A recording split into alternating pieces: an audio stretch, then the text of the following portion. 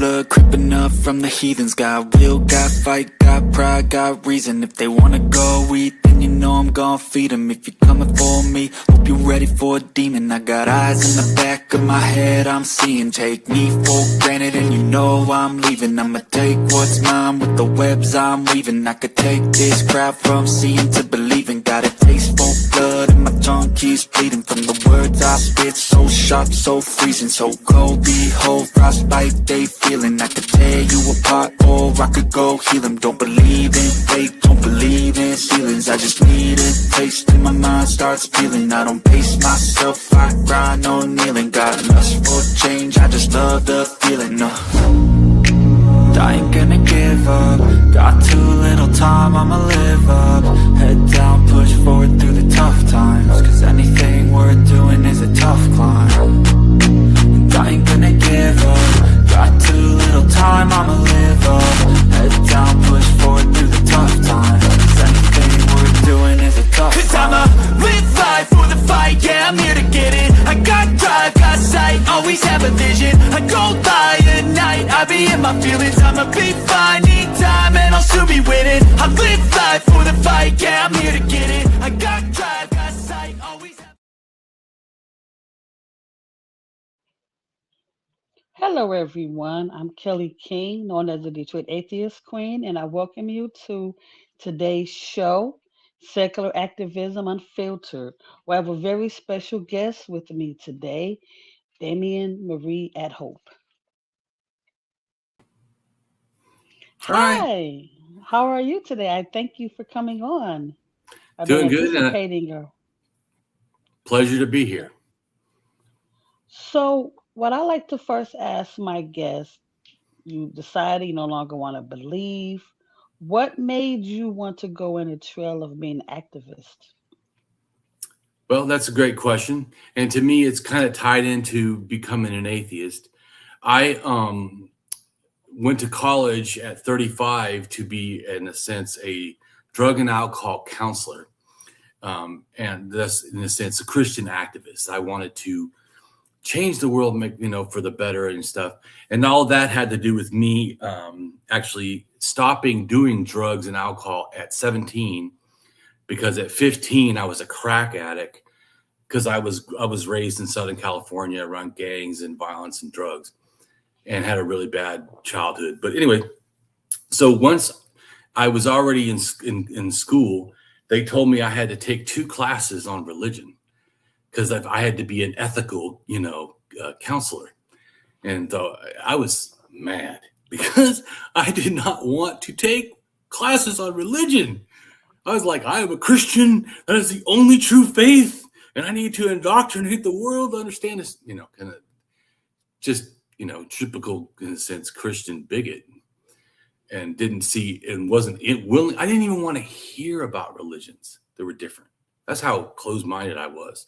That's why people think it's amazing now that I actually teach about all kinds of religions and understand them, like religions from like the evolution of religion, at least 100,000 years ago till, 4,000. But I know that it started before that, before even humans.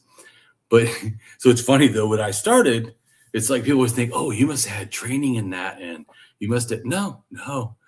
What happened is I was going to be a Christian counselor.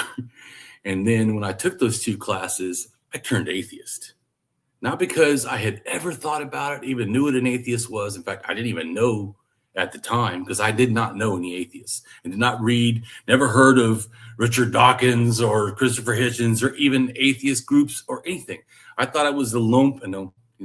I was terminally unique. I thought I'm the only person who ever has thought about this and decided to not be Christian, because it felt like everybody in the world believed in God. As far as my world, the thought of not believing in God was like not believing in the sun. Yeah. It didn't even seem like... I was the same, except I came from the Black perspective. Like, there were white atheists, but no Black atheists ever existed before me. Yeah, I didn't even know there was white atheists. And so I didn't know there was organizations or anything, because I never heard of that. So at first, I didn't actually know there was anything like that until 2009. I became an atheist at 2006, but I didn't even know that the term. I even said I wrote a I book. knew they were known as devil worshippers. Yeah, I didn't That's what even I was. know That's that. what I was taught. I didn't know what an atheist was, so I couldn't even. I had no definition for They myself, have and I patrolled also under the was land. was super ignorant and didn't want to learn. Like I said about not wanting to learn about religion, I also didn't really want to learn about atheism or not believing. So I became an atheist in college, and that fucked my whole world up because all of a sudden my whole goal was become a Christian counselor, and I did not want to do that no more. And so it was like, what the fuck do I do?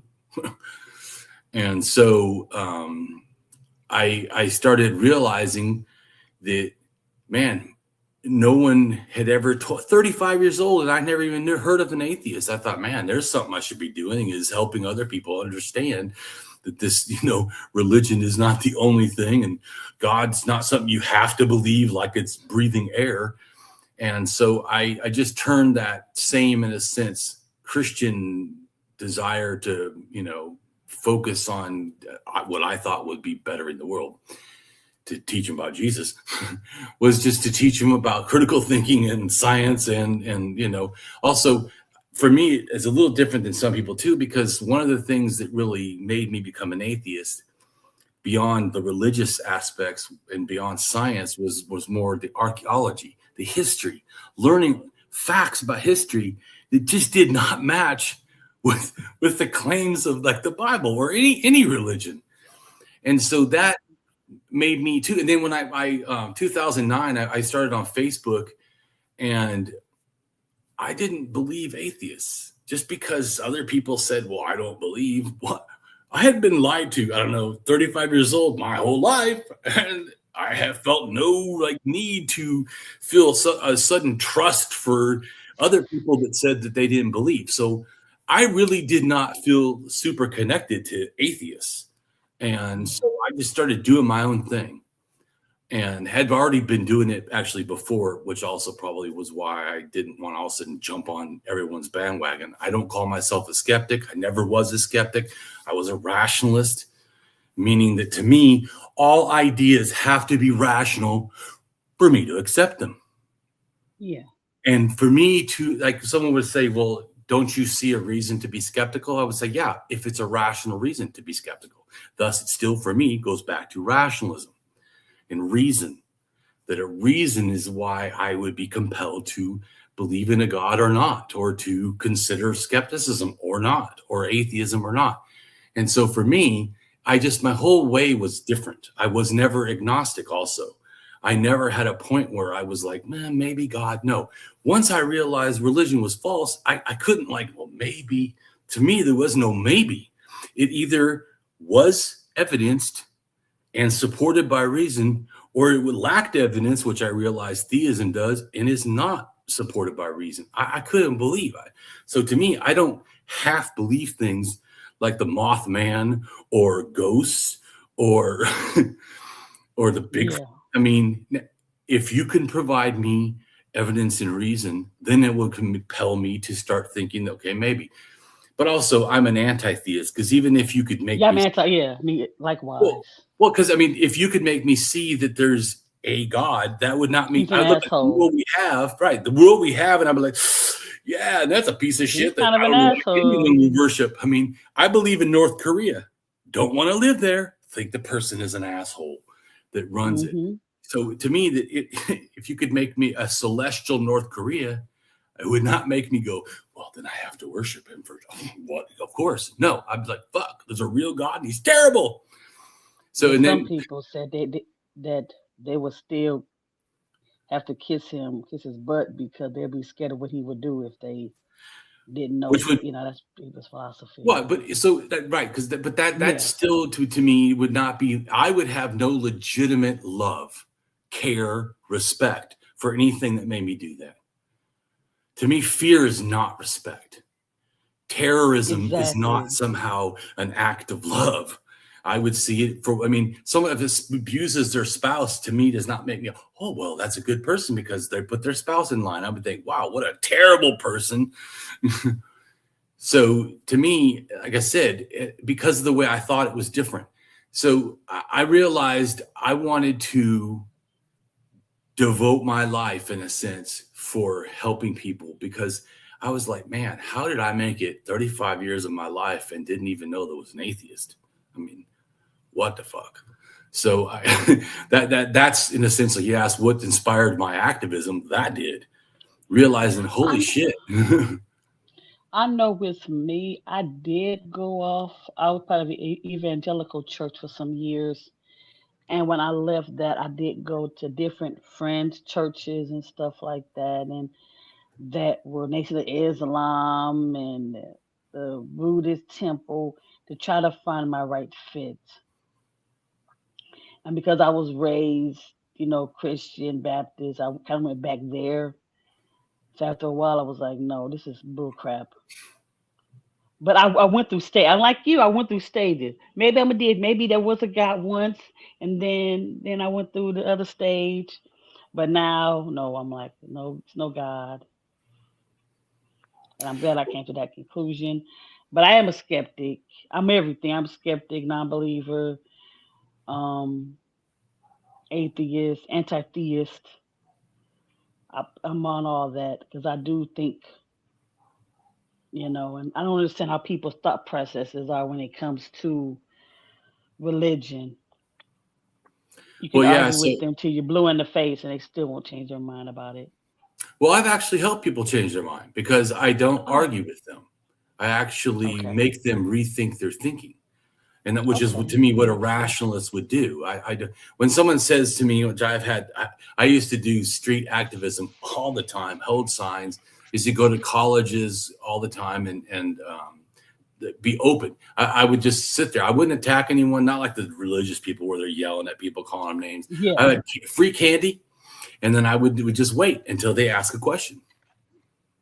If they took candy and walked away, can I just take candy? I said, sure, go for it.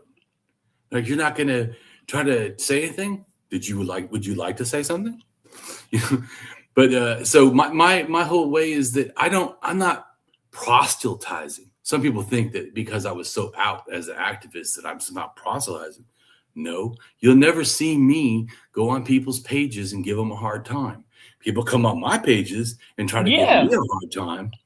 And then all I do is defend myself in a sense, or make them think, because they'll offer to me uncredible ideas. And so then I show them I'm their not own. knocking at your door. You come knocking at my door. Right. But I also feel like it's my attitude. I don't have an aggressive attitude because I don't have to. If they leave and they still want to believe, what does that matter to me? What I want to do is give people the opportunity to rethink their thinking.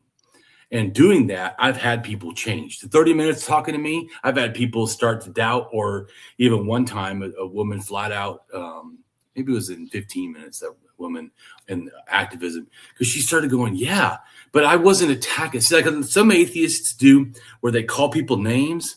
I never do that, ever call What's people the names. reason to? I feel it's counterproductive because I feel like this, to me personally, what's my goal?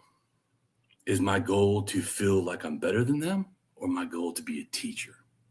What teacher have you had that does that belittles the student and thinks they're going to have a good? Oh, I've had plenty of teachers No, that but did that. some teachers, Sadly.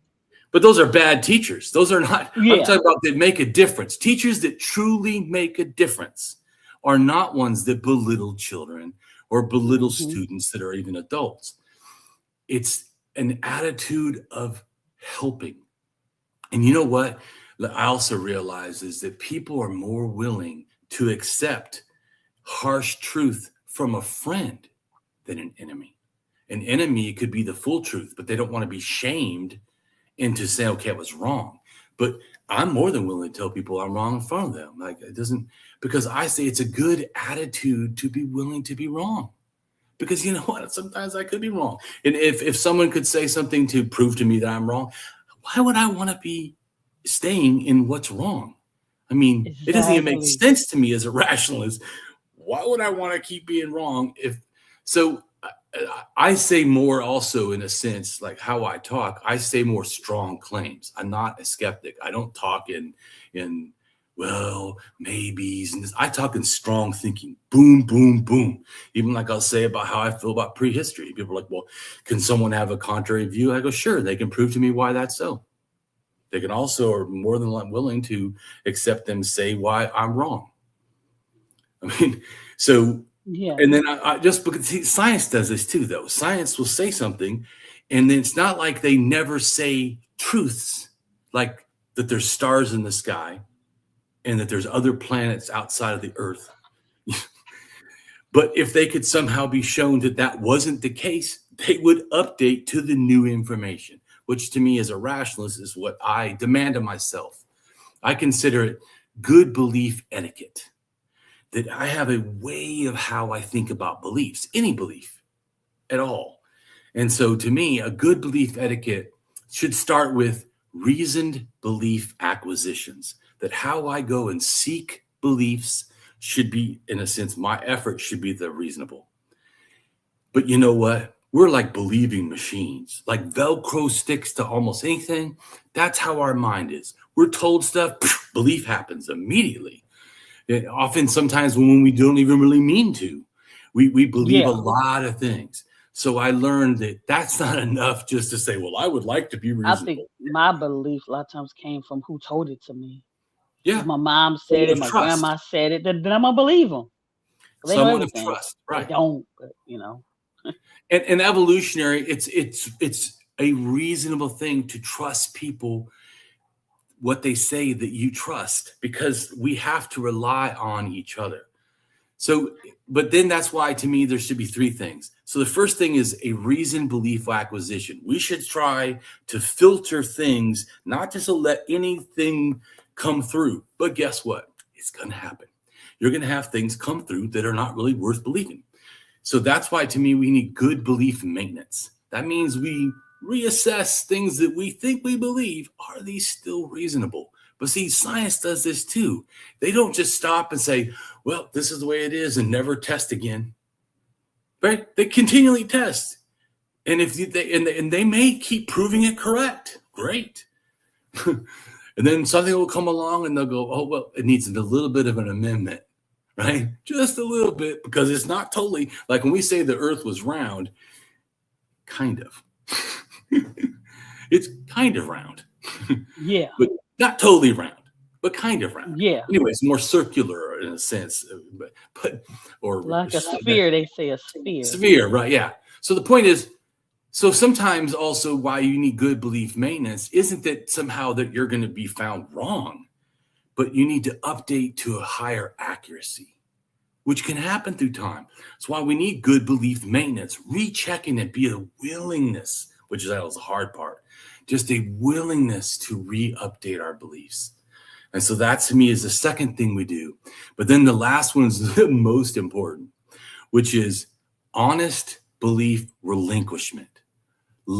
Honestly letting beliefs that don't match up go, or to be amended, instead of just going, well, I believe it. So, because I know that there's people that have been told like what their parent is or what their race is, and they get a DNA test and they're like, what the?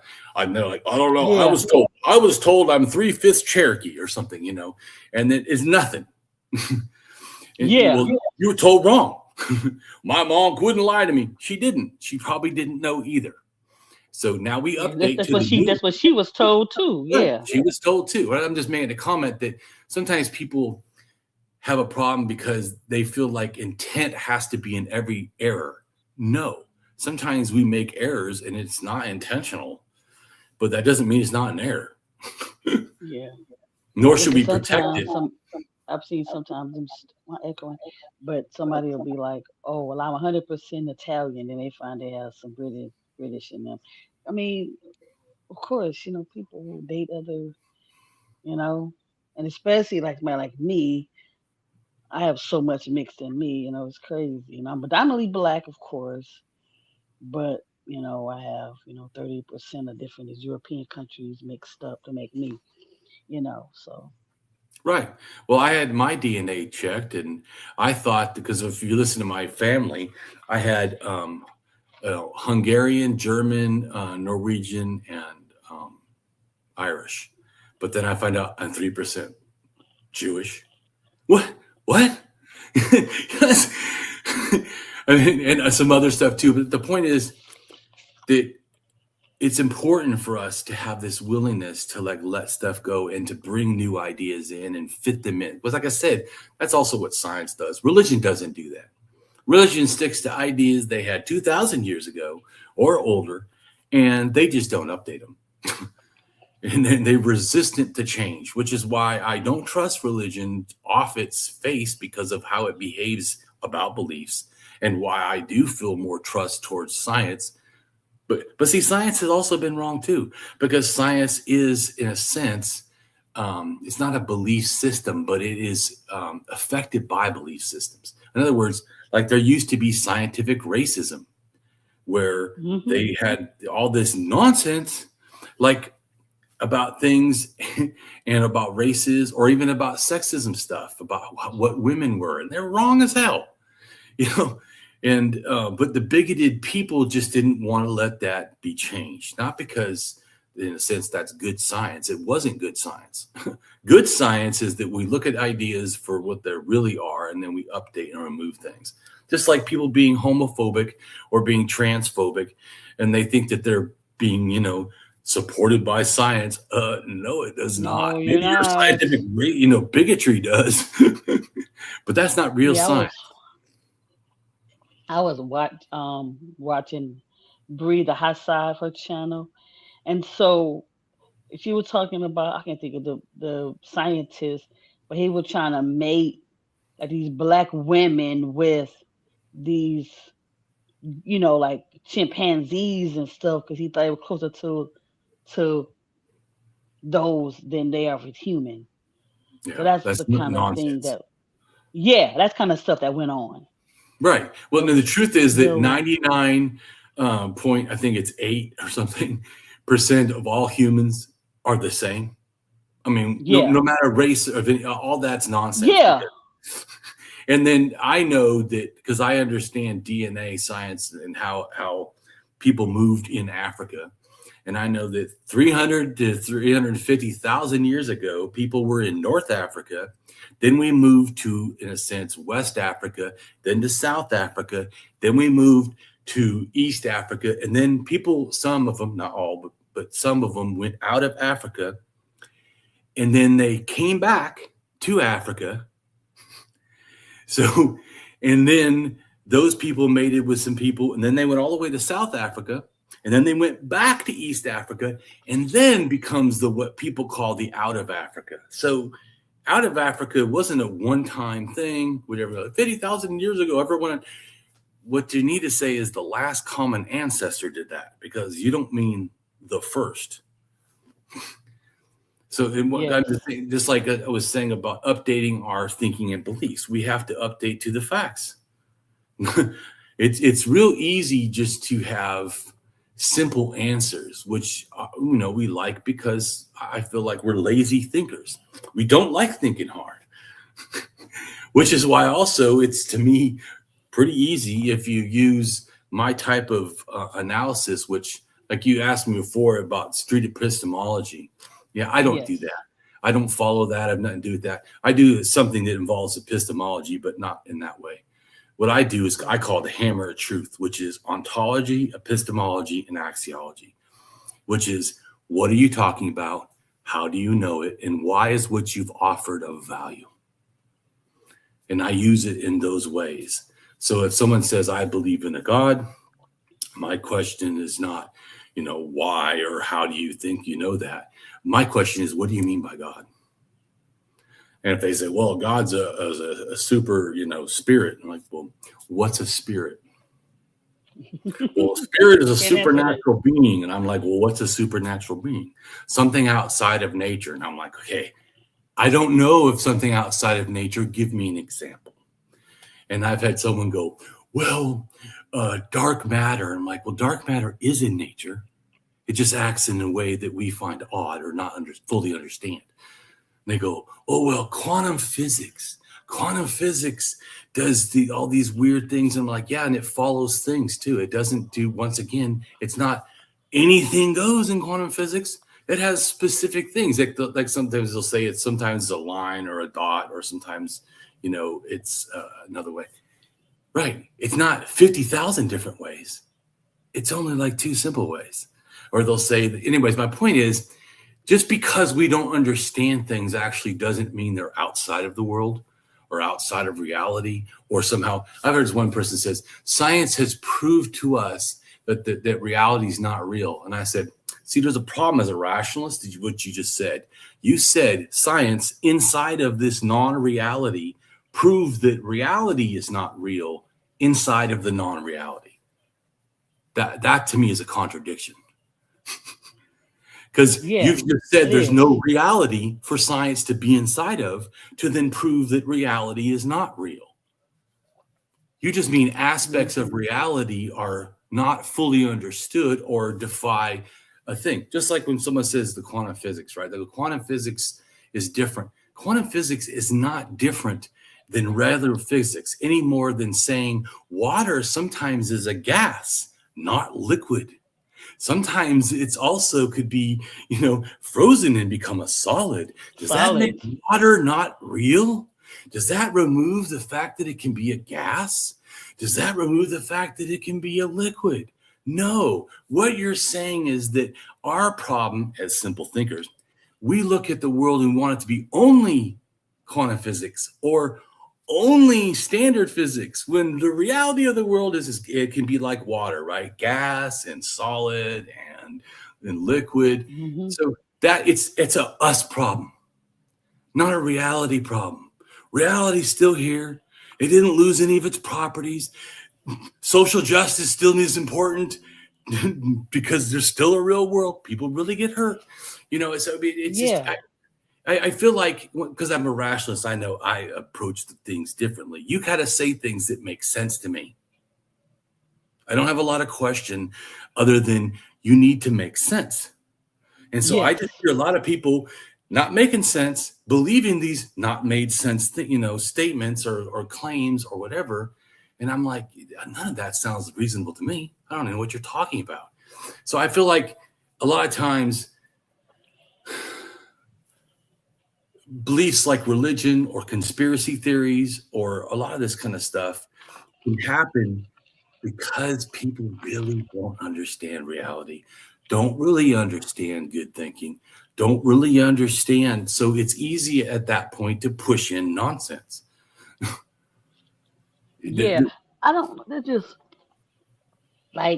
understand how somebody can take like the Bible, book that's over 2,000 years old, and still want to believe it like it's factual. I don't understand that. They don't want to even try. I also there are some people, such as myself. Hey, Native, Robin, everybody in the chat. How are you guys? I don't understand how someone, because after I started looking and researching, I had came to the conclusion like this is like I've getting arguments. Mostly everybody in my job knows I'm atheist because I'm not quiet about it. I don't care. I don't go out and I'm atheist like that. But if they say something really religious, then I definitely will say, well, I don't believe in that. Can you stop talking to me about that? That's rude to me. But I had one coworker, oh man, me and her getting some discussions. And so it's so funny how some other coworkers are like, I might be Christian, but Kelly's making sense. And somebody came out and was like, well, I'm agnostic. So that's at least halfway there. I give them points for that. Well, to me, an agnostic is an atheist, because the atheist position is you don't have an active belief in theism. Whether it's a questioning belief or a sense substantiated belief, it's a lack of belief, or it is a not, because atheism is atheism. Like you could be an a unicornist, meaning that I don't have belief in unicorns. It doesn't. Yeah. So whether that's a agnostic belief where I'm not sure, that's a different question of you being not Yeah. sure. Yeah. Because if you have active belief, then you're a theist. You're a theist, which I think, to me personally, you can have people that are atheists and agnostic, or theist and agnostic, because to me, you can be, depending on how they say it, more than likely you're just an Yeah. atheist that's Yeah. also not sure about your belief. But you could, I've rarely heard people be this way, but you could say, I believe, but I just don't know, and feel like you have no Yeah. I confidence at think all. on one of those call-in shows, somebody said they were agnostic theist. Like they wasn't sure, but they was more. That was kind of confusing to me, but I was like, okay, you say so. Well, I'm just saying, I agree with you. That, to me, the standard really probably is you're an atheist that isn't sure. But see, like Yeah. I'm not agnostic at all. Zero, no percent. I am Yeah. an agnostic with an I, not an A. And what that to me Yeah. is I was addressing the because I God know. concept. Okay. So an agnostic is saying that the person doing the thinking about the concept, you're questioning their ability to how they can know about a concept. I don't do that. I question the concept. When you say that something is a chair, I am, in a sense, an a chairist. You need to show me why a thing is a chair. If you sit on a table, does that make it a chair? No, it does not. Right? If I sit on a couch, which is made for sitting, is that a chair? No, it is not. You're right. Yeah. Right? So you realize that a rock, is that a chair? Well, it could be used as a momentary to sit on, but it's not a chair. A chair is a certain type of thing. Is a stool a chair? See? You go, well, probably not. Because a chair generally is something that allows you to sit at where your legs are touching the ground, not up real high. But I was making a comment that when people give these categories for things, that's why, to me, but it's the difference between a skeptic is always going to question themselves or the thinking, where to me, as a rationalist, I question what you just offered, the claim. The burden is on what is being claimed. So when someone says this is a God, this is a chair, this is, in a sense, that's what I'm questioning what you just offered. I'm not evaluating how much I believe in it, because to me personally, as a rationalist, I can't do that until I establish what we're talking about. Because certainly, if you say a couch is a chair, and you say that's what it is, and I know that's not the case, I cannot believe. There's no agnostic about it. I cannot believe that that's a chair. Yeah. Right? You say, you know what I'm saying? And just like also a concept also is useful in its category. If you take a chair and you give it to a fish, does that have any meaning to a fish? They can't use a chair. Maybe it's a house to them, in a sense, or whatever, or a place to hide. I know. Right. So my point is, so how things are offered and their meaning is limited to a certain type of thing. Just like you said that someone is Black or African American, that has to mean something, right? How long does it take for the DNA to be thinned out and someone still be Black? Well, see, racists figured that out a long time ago. One drop rule, right? Yeah, one drop rule, yeah. Right? Or any feature that seems not European.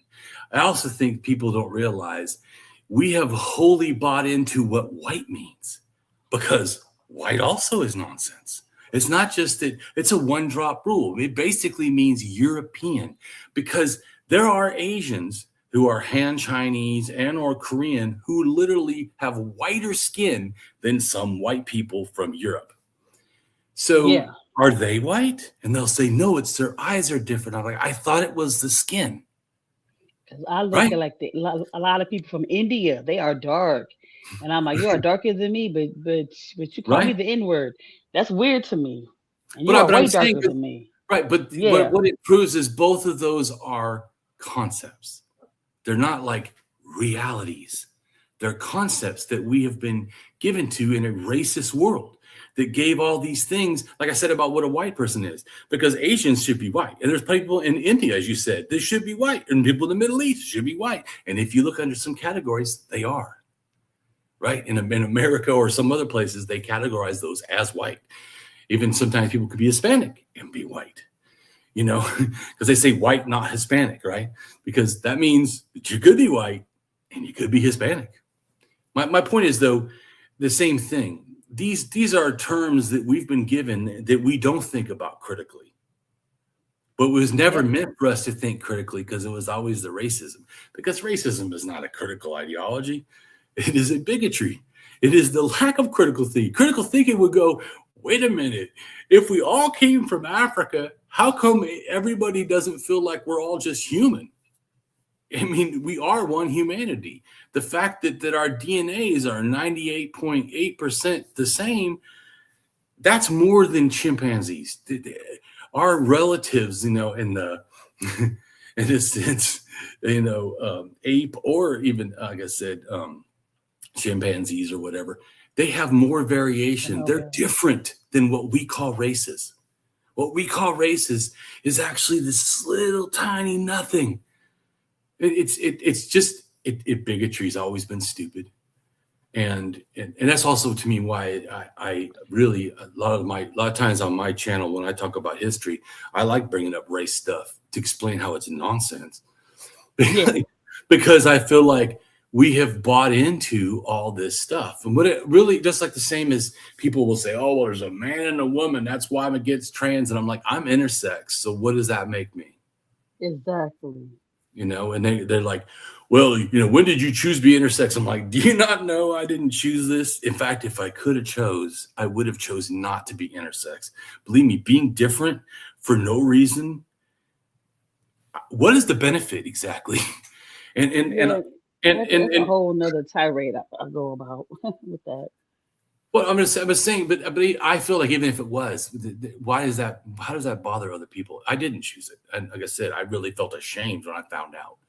I didn't feel like, hey, great, you know. I felt like, holy fuck, I'm a monster. I'm different than people. I don't fit in, you know. I didn't. I felt but that's also why you talk about activism. That's also why I felt like that has to be part of my activism, because no one needs to feel like this. No one should be shamed for their race, their gender, their sexuality. These are all normal human things. In fact, they're actually not human, because animals have that. There is a variation of skin color in animals. There's a variation of genders in animals. There's a variation of sexuality in animals. Actually, we're not really that special, because we're just another branch of the animals. But we're taught to hate as if it's rational or scientific, and it is not, and it actually never has been. It's been a pseudo history or a pseudo, you know, science to promote any of that nonsense. It's just like, just imagine, to me, you know, I always, being intersex, I always felt, in a sense, a lot more connected to females than males inside. I know my outsides don't seem to present that way. Of course, if you looked at my genitals, it would be a little bit easier to tell, maybe not exactly like a man. But how I look, in a sense, and my strong personality, you'd think, oh, male, you know. And that really isn't how I've ever felt. I've always felt like I'm really offended by how women are treated. Offended, I mean, like personally, like it's happening to me and I'm a woman, kind of offended. Not like, wow, it's bad that it's happening to them, but personally to me. I always felt that way. And it's always felt really hard, because people, just like at one time I had this massage therapist, right? And she was butchy, lesbian. And she's like about 5 foot, and she dresses real masculine. And I was talking about my gender. I said, I'm genderqueer. I feel both male and female. I don't feel like one gender. And she says, well, I can't see that. And I said, that would be like me looking at you and go, well, you're short. You must be uber feminine. When that's totally not true. She laughed because she knows it's not true. But bigotry is not something limited to me, to, someone who is different. It could be people that are the same, but you just don't grasp it. That's like, to me, people don't get, you can have internalized racism, internalized homophobia. Like me, I felt internalized intersex phobia, where I didn't want to tell no one, didn't want to admit it, didn't want to think about it, because I didn't feel anything good. So Robin, yes. My pronouns, it would probably be we, us, or something, but I just generally say he, him, because I am not attracted to males, and I'm attracted to cis females, and so I just say he, him, not because I actually feel that way, because I don't. If I change anything, the immediate assumption is I'm gay or bi. And I'm not, and I don't even want to deal with that. And there's no like welcoming community for intersex people. I've had people in the LBGT community not really want me there, thinking I don't belong or whatever. So and even like they told me, Wow. well, how do you know that you're intersex? What if you're just, trans or gay? And I said, well, a doctor told me at 22 that I was intersex. Maybe that. So, I mean, it wasn't like... That's crazy. It was somebody else, and you know them. I don't want to say no names on here, but they were intersex as well. But their parents altered, or the doctor altered them. That sadly happens a lot. But then they talk about the reassignment surgery, but then they're doing it to children anyway if they don't fit the right. Yeah, well, yes, sense. the bottom of my penis had a pseudo vagina, and my penis and testicles that I have now can go up inside my body without any pain, back and forth, no big deal. It's like I have like a female cavity or something that they can go into. But anyways, my point is, so yes, I had surgery too, and it always hurt under there, and I never understood. And I'm just like, why is this weird scar? And my mom's like, well, when they tried to do a circumcision and it didn't work right, and they made a mistake, and so they lied to me my whole life. And it wasn't until the doctor told me that I knew I was intersex, but I never confronted my mom because I was embarrassed. I felt like I was naked in front of the world, and they all knew I was intersex, and I was a freak, and I was shamed. So I didn't, and I was a Christian at the time. So before I turned atheist, I certainly was not going around telling people, yeah, I'm intersex, but it was actually after becoming an atheist that I realized, you know what, I'm going to be okay just to be me. And the world doesn't. Your story is important. It helps a lot of people, even if they can resonate being intersex, they can resonate with a lot of other things that you talk about and everything like that. And I think that's a better place for the world being here. Yeah. Well, people say, well, isn't it better for you? No. How the fuck is it better for me? No, it is not better for me. I've got nothing but to be shamed. I have a whole blog where people in the atheist community, of course, conservative ones that are bigots, attacking me for saying that I was intersex or telling me that I'm not, or I explain my genitals and they're like, okay, so you're just a female that looks like you have a beard and whatever. I'm like, that's wrong too. Don't you get it? That's wrong too. So that's ass wipes, as I'm saying nicely. But so I'm just saying that I do it for, like you said about the beginning, activism. Why do I do it? Because the world needs for me to do it. Because I always thought, if I don't do it, who's going to do it? And if all of us that could do it don't do it, then the shit world that we have of bigotry is just going to continue. And everyone will say, well, I've never met anybody intersex. No, you have. We just didn't tell you. Exactly. Yeah. That's like people say, well, I've never been a gay person. You're like, they just didn't tell you that. Yeah, you're not a safe person. Yeah, it took me till I was in my 40s that I was queer. I was open about it a lot. Yeah. I'm queer. Oh, queer. Yeah. So, because of my family and stuff like that. And I had friends, it's always been that way. But others get joked about. You kind of close to that person. Are you sure you're not your girlfriend? Yeah, and I But and I, I understand. It's the world's not safe. That's why I think it's great that you talk about it. Everybody talks about stuff that's different because the world is not safe. But I realize, like you said about activism, there's no such thing as safe activism. If that's what you're hmm looking for, don't do activism. Because to me, the more you can be an activist, like some people maybe that have every privilege in the world, maybe they are safe. I don't know, but I'm not. I've had death threats.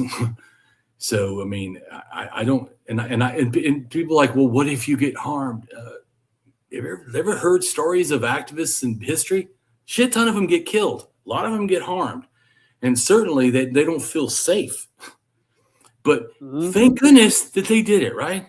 I mean, if people didn't risk their lives, if people didn't put themselves on the line for others, we would have a worse world. Yeah, So, I mean, exactly. I personally feel that it's a privilege to be an activist because I have something different and I can make a difference. How great that I can actually do that, and so I do that. Um, I'm happy you're doing it personally. Like I said, I've learned a lot from you, from the different conversations I've heard you been and everything, and it resonated with me. That's why I wanted to have you on to have this talk with you. And I thank you for coming on. We're getting close, about 9 minutes or so. Okay. I'm gonna let you. I'm gonna let you do a little plugging in to see anything you want to plug Well, if as far anyone as your wants to check stuff. out the stuff that I have, they can go to my website, which is Damien Marie at Hope.com. And Okay, my I first page think has I tons of have it. stuff. I think I have it in the thumbnail as well, in the description. And I have probably like 1,000 or something free blogs. And then I have, or maybe more, I don't know. But then I also have, which all mine are like small books with all kinds of links to allow you to go, because I'm all about education. So all my stuff is for free. And all my stuff is about education and about making you think and providing you the resources to challenge your thinking or to expand it. And I have like 500 videos on my YouTube, and they're all free. And I don't have even ads or anything. I don't have a patron either. I do this for activism. I mean, that is my goal is to, because to me, I didn't want finances for me personally to be a reason that someone couldn't be, in a sense, benefited from me. So I just have never done that and will never do that. So it matters to me to make a difference. And I know a lot of people that do charge for stuff. I don't think there's anything wrong with that. Just for me personally, I wanted to make sure that that was not a reason you don't learn from me. So, and also I wanted to say too, that when I became an atheist, I was angry. And I wanted to, in a sense, fight back like, the Crusades against religion and nonsense. But the more I studied religion, especially in prehistory, I learned that a lot of our conception of religion is religion now, or big world religions, not like where religion came from. Because I realized religion started in animism in Africa and then spread out. And then in Europe, to me, it became totemism. And then in Siberia, it became shamanism. And all these things, in a sense, became together, went to Turkey, in a sense. And then it became paganism. And then that spread all over everywhere. And so everybody now has a grouping of all these religions, like Legos. They just stacked. It's not that they got rid of animism. They all have animism, 100%. They just also have paganism, which I consider to be God belief mixed with other things.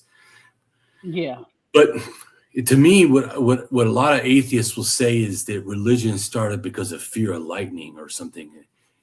or that God started that way. So sure, God didn't start that way. In fact, God believes the younger second generation gods are where you get lightning gods, not the first generation. First generation about the stars, nothing at nighttime. No, then eventually the sun, and then later lightning. So it's not even a lot of people think Zeus is the main god. Zeus is a young deity that is I think third generation even. So there's deities I before thought he would him. been the first, and then Thor would be like second. No, wow. it's not. Okay, interesting. Oh, no. Okay. So when people start, that's what I'm saying, you start learning. Like I feel like some atheists have like a simplified version of what they think religion is. But if you go read my stuff and watch my blogs, you will be enlightened that that is an inaccuracy. Just like also people say, oh, religion is about control. Well, maybe it was about control from totemism and some paganism, but certainly monotheism, but not animism. Animism is not about control. Animism is about engaging in what they think is a magical world, and that's it. There's no control. In fact, the four what I consider groups in Africa that I consider animist only have no leaders. They have almost no sexism. They have where elderly and children are almost treated equal. Elderly a little bit more respect, but children are treated with respect. They don't. Rape is unheard of. I mean, and yet these are the people we're calling sound like heaven. Well, it does. So and we consider this primitive, but to me, it's not primitive. This is religion got corrupted in a sense with how I see it is. It starts out. It's just because a child before 7 years old has animist thinking or can tend to see the world magically, and then reason and logic starts taking over, and then without religion forcing you to keep it, you lose it. Naturally, you would stop thinking that because a leaf floats is alive or something. Either the wind, feel it, has to be a being, But religion takes that simplistic child thinking of animism in a sense, and then makes you keep it the rest of your life. And so, wow, yeah. So to me, when people say, like, I'm going to just make it a point. Some people will say, well, we're born with religion. No, we're born with animistic minds that religion makes us think is reality. And so then we just don't ever lose it. And that's also why, too, some people will leave religion supposedly, but keep all this spiritual nonsense or whatever, woo-woo, believe in crystals and, I'm spiritual, not religious. Okay, so you're an animist. Yeah. You just diverted back to that. But yeah, I said that for a while. but I'm just saying because that's actually more what is natural to the human mind. Yeah. But even animals don't even to me have it to that extent. They can be superstitious about things, but generally it's because of cause and effect, a lot more connected than us. We like fantasize more.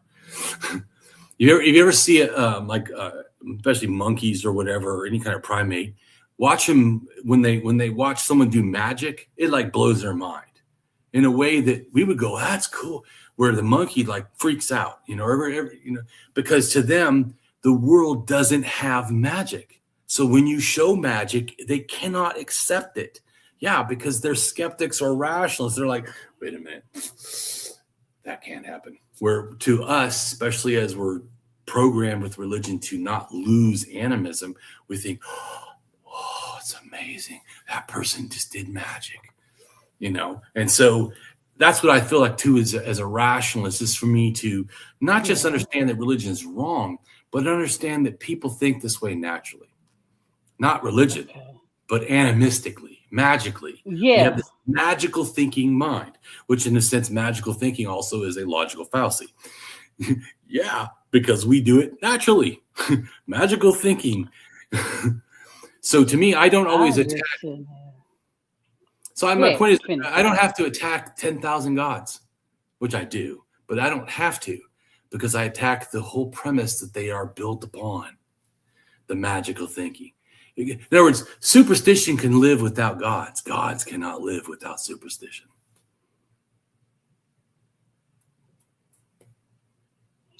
I'm just sitting here like this is a lot, and we only have an hour. Huh? Um. So go follow him. All his social media stuff is in the description. This is amazing. I've learned so much in this short period of time. Stuff that I didn't even think about as an atheist. I'm gonna plug myself with a little bit of stuff. If you guys are up, 3 a.m. Eastern Standard Time, I will be with Lil of All Trades with the Purple's Marathon. We're gonna be on her channel today, and then tomorrow at the same time we're gonna be on my channel. So that's what I'm doing these next couple of days. So I thank everybody for tuning in. Like I said, links for both of us in the description. Have a Linktree. Follow me on my other social medias. Follow Damien, of course. And I want to say this. I do appreciate a lot of times you do share my post. I notice that a lot of times. I do appreciate that. I thank you so much for that. I feel loved. Well, good. Well, my thinking is that I try often to share other people's stuff because we rise by helping each other. We need to help each other. And so that's just a philosophy that I live in my own actions. Yeah. Yeah, you helped to raise me up, I appreciate that. Oh, he shared my stuff. Thank you. So, like I said, today we will be on Lil's channel, 3 a.m. to 5 a.m. I don't know how I'm gonna do that, but we're gonna do it. And then I'll be on and I'll be on Java and Jugs at 11, part of the stream as well. I might be on Hot Topics, but I know I'm going out with the Michigan Atheists and Black Non-Believers are having an event. We're having sushi for Christmas. Other than that, I will see you guys later, and I hope everyone has a good one. Bye, everyone. Thanks for tuning in.